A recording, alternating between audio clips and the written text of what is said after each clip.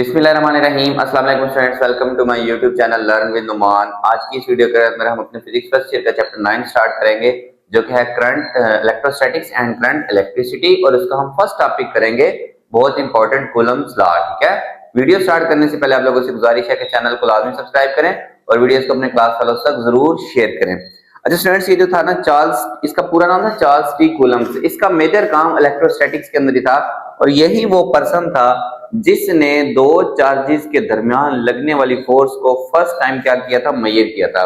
Let's suppose हमारे पास एक ये पॉजिटिव चार्ज है और एक ये इसी तरह का दूसरा पॉजिटिव चार्ज है। ठीक है, अच्छा इसके ऊपर चार्ज है प्लस क्यू और इसके ऊपर भी है चार्ज प्लस क्यू, दोनों पॉजिटिव चार्ज है। ठीक है, अब आपको पता है पॉजिटिव और पॉजिटिव क्या करते हैं, रिपेल करते हैं। तो ये वाला पॉजिटिव इस पॉजिटिव पे फोर्स लगाएगा अपोजिट साइड पे।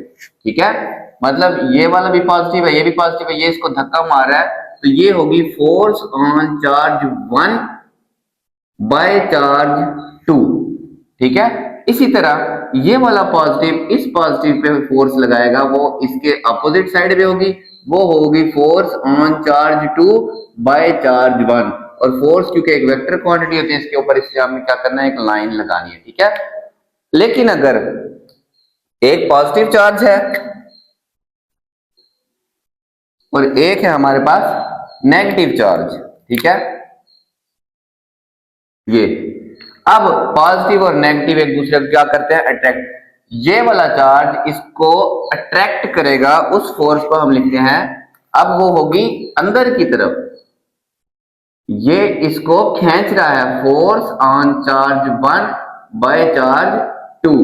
ठीक है, सिमिलरली इस चार्ज को ये वाला Q1 खींचेगा, ये Q1 है, ये Q2 है, तो ये फोर्स होगी चार्ज 2 के ऊपर बाय चार्ज 1। ये देखिए, force on charge 2 by charge 1, ये आपने कंफ्यूज नहीं होना। अगर यहां लिखा हो ना force on charge 1 by charge 2, ऐसे करके आपने इसको लिखना है। ठीक है, ये भी एक वेक्टर क्वांटिटी है, तो हम इसको ऐसे करके लिखेंगे। तो ये न्यूटन, ये सॉरी कूलम ने फर्स्ट टाइम इसको क्या किया था, मेजर किया था। ठीक है, 1874 के अंदर।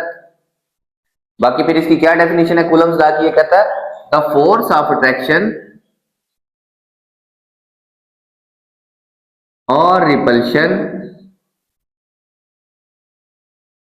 बिटवीन फोर्स ऑफ, मैंने अट्रैक्शन तो लिखा ही नहीं, फोर्स ऑफ अट्रैक्शन और रिपल्शन, देखिए दोनों तरह की फोर्स हो सकती है ना, between 2 point charges. Point charges की मैं स्टूडेंट्स डेफिनेशन बताता हूं। ठीक है, फोर्स ऑफ अट्रैक्शन और repulsion between 2 point charges is directly proportional to the product of magnitude of charges on them, कि उन दोनों के ऊपर जितना चार्ज है उस चार्ज, उन चार्जेस के मैग्नीट्यूड के प्रोडक्ट के डायरेक्टली प्रोपोर्शनल है, magnitude of charges on them.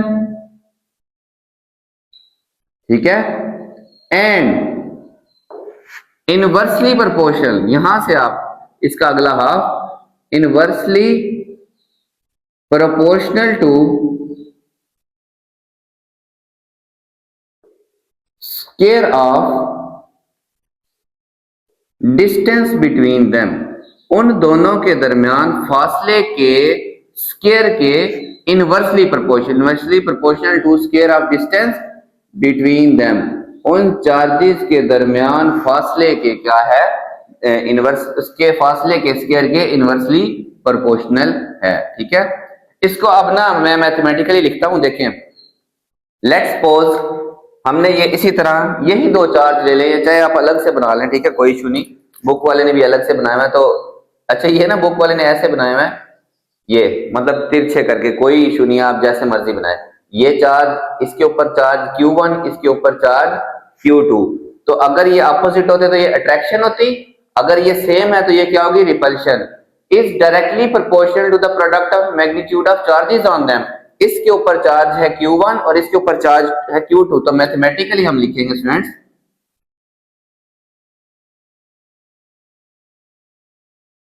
देखें, फोर्स ऑफ अट्रैक्शन और repulsion directly proportional to product of magnitude of charges on them. चाहे इसके ऊपर -Q1 है, चाहे इसके ऊपर -Q2 है, मतलब मैं को इसके ऊपर -10 कूलम है, माइक्रो कूलम है, इसके ऊपर -12 माइक्रो कूलम है। यहां पे हमने मैग्नीट्यूड ही लेना, माइनस हम यहां पे नहीं लेंगे, ठीक है। खैर माइनस को फिलहाल छोड़ दें, हम Q1 और Q2 लेके चल रहे हैं, ठीक है। एंड इनवर्सली प्रोपोर्शनल टू, अलग से लिख लें बेशक, square of distance between them. Let's suppose in दोनों के दरमियान ये जो फासला है ये है r, ये फासला कितना है स्टूडेंट्स, r। तो इनके दरमियान डिस्टेंस के स्क्वायर के इनवर्सली प्रोपोर्शनल, बाद में आप इन दोनों इक्वेशन को कंबाइन करें तो Q1 Q2 over r square, ठीक है। फिर जब आप ये प्रोपोर्शनैलिटी का साइन खत्म करते हैं, यहाँ एक कांस्टेंट लगता है k which is equal to Q1 Q2 over r square. अब ये आपके पास कूलम्स लॉ की मैथमेटिकल फॉर्म है, ठीक है। अब यहां पे आपने बताना होता है कि F is magnitude of force, ठीक है, और Q1 magnitude of charge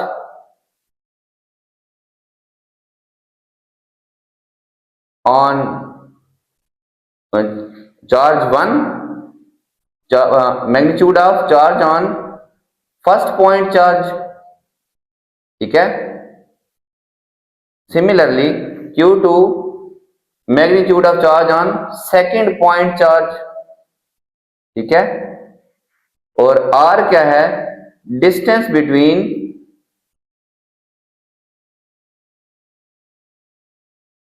Q1 and Q2, Q1 और Q2 के दरमियान फासला है, और K is equal to constant of proportionality.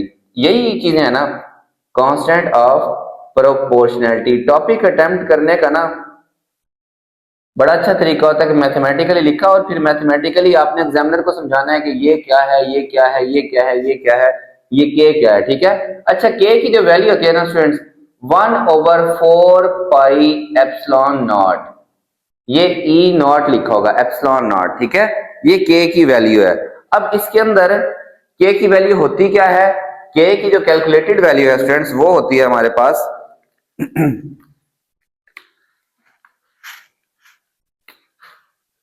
K is equal to 9 multiply by 10 raise power 9, ठीक है। अब K का यूनिट देखें, K का यूनिट, इसका मतलब इन सबको उधर लेके जाना। फोर्स का यूनिट होता है न्यूटन, R का यूनिट होता है मीटर, लेकिन R का स्क्वायर है, ये मैंने नीचे लिखा हुआ R का स्क्वायर है, तो न्यूटन मीटर स्क्वायर। और ये जो दोनों चार्जेस हैं नीचे आके डिवाइड होंगे, चार्ज का यूनिट होता है कूलम, तो पर कूलम स्क्वायर ये K का यूनिट है।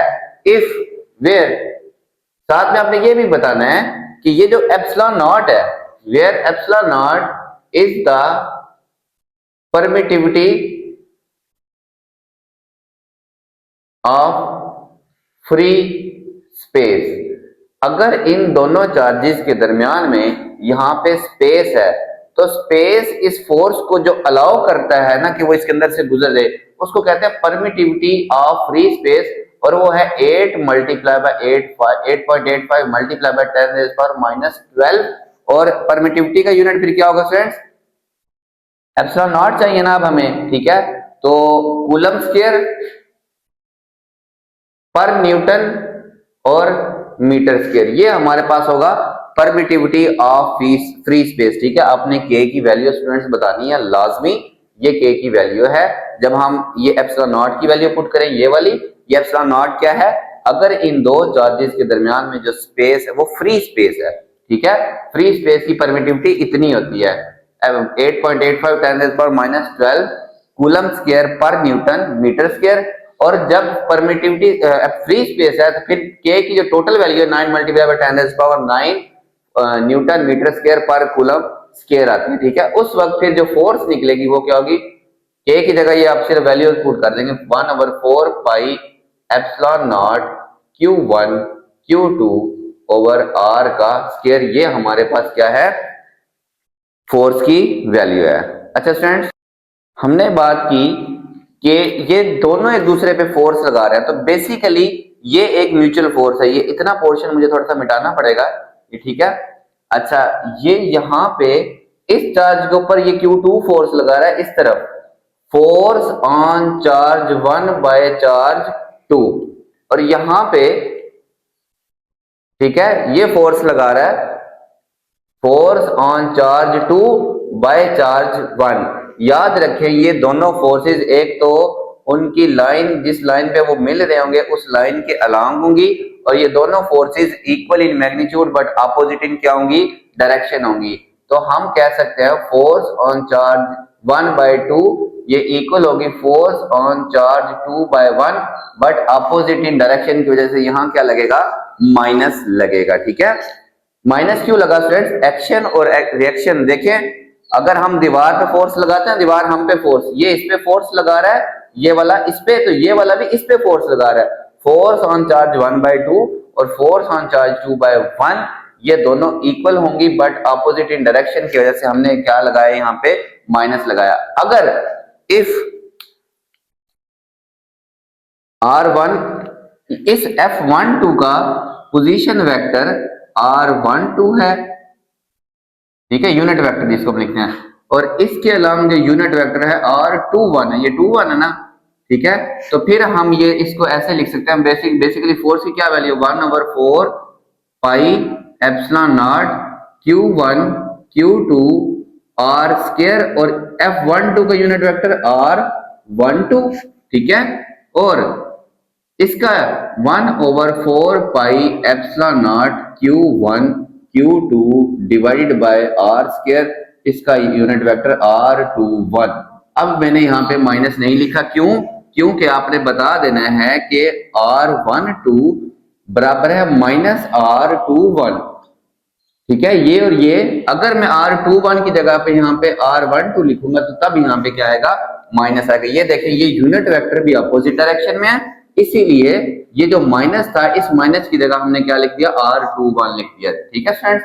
यहाँ पे आपने माइनस नहीं लिखना, जब आप सिर्फ फोर्सेस लिखेंगे तब आपने माइनस लिखना है। बाद में जब आप इनकी वैल्यूज पुट करेंगे तब आपको यहाँ पे माइनस लिखने की जरूरत नहीं है। क्यों, ये R12 और ये वाले ये एक दूसरे के अपोजिट है, इसीलिए यहाँ पे माइनस लगाने की जरूरत नहीं है। ये देखें लिखा हुआ ना, R12 is equal to minus R21, understood है कि ये और ये साइड क्या है, एक दूसरे के अपोजिट है। मैग्नीट्यूड बराबर है, लेकिन ये डायरेक्शन क्या है, देखिए ये जो पोर्शन है ना इसका, ये वाला, इन दोनों का ये वाला मैग्नीट्यूड, ये है इनका मैग्नीट्यूड, ठीक है, इतना पोर्शन, ये दोनों का क्या है, मैग्नीट्यूड, और मैग्नीट्यूड दोनों का सेम है, 1/4 pi epsilon not 1/4 pi epsilon not, ठीक है। Q1 Q2 R स्क्वायर और R स्क्वायर, फर्क कहां पे है, यहाँ पे R12 और R21 हमने बता दिया कि ये दोनों एक दूसरे के क्या है, अपोजिट डायरेक्शन में। इसका मतलब ये और ये मैग्नीट्यूड में बराबर होंगे, लेकिन डायरेक्शन क्या होगी स्टूडेंट्स, इनकी अपोजिट होगी, ठीक है स्टूडेंट्स।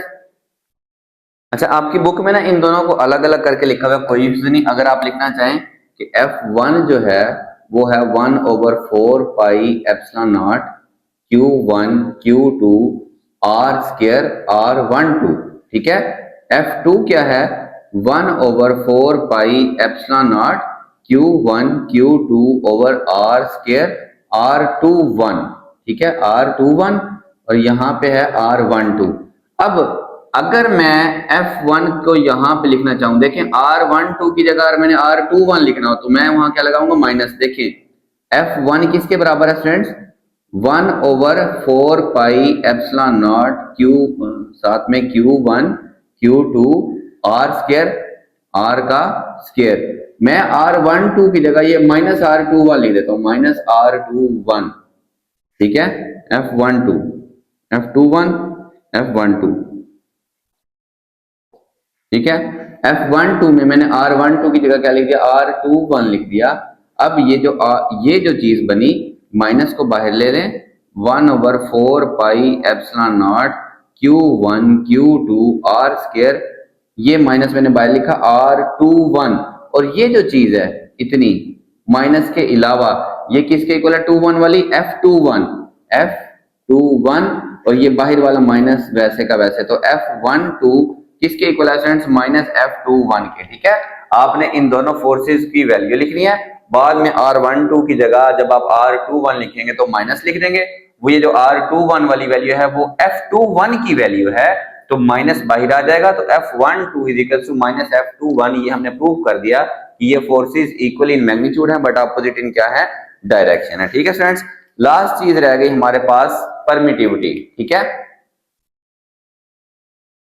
अच्छा स्टूडेंट्स, अगर तो हमारे पास दोनों पॉइंट चार्जेस के दरमियान स्पेस है, ठीक है, तो हमने बात की उस वक्त जो परमिटिविटी उसको हम कहते हैं परमिटिविटी ऑफ फ्री स्पेस, वो होती है एप्सिलॉन नॉट। अगर स्पेस के अलावा कोई भी इंसुलेटर आ जाए दरमियान में, ठीक है, यहाँ पे क्या आ जाए, कोई भी इंसुलेटर आ गया दरमियान में, कोई चीज रखी है जिसको हम कहते हैं डाई इलेक्ट्रिक। क्या कहते हैं, डाई इलेक्ट्रिक। तो ये जो फोर्स होती है ये कम हो जाती है। ठीक है, अब ये फोर्स कैसे कम होगी, हर इंसुलेटर, हर डाई इलेक्ट्रिक की एक अपनी परमिटिविटी है।